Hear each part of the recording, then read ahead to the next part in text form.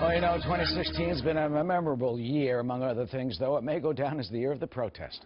Folks in cities across the country protesting a variety of issues, from the president-elect to police shootings and immigration. But you know, as we see more demonstrations out on the streets every day, some are wondering if we're beginning to see a loss in their impact. Mike Tobin is live in Chicago with more on this. Mike, a big day tomorrow, and more demonstrations are planned?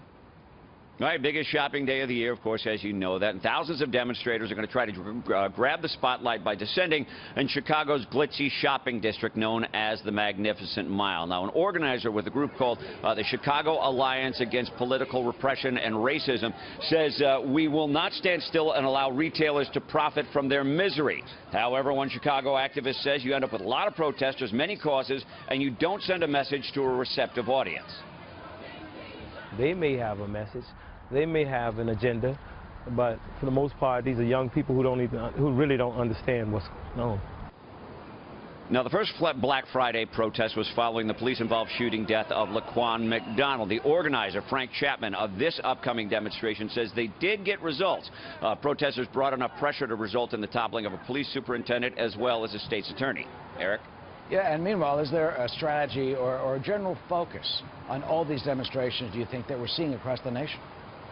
Well, in Chicago in particular, it's primarily focused on police-involved violence and interaction with the minority community. But the big pile-on is anticipated, everything right down to the results of the election.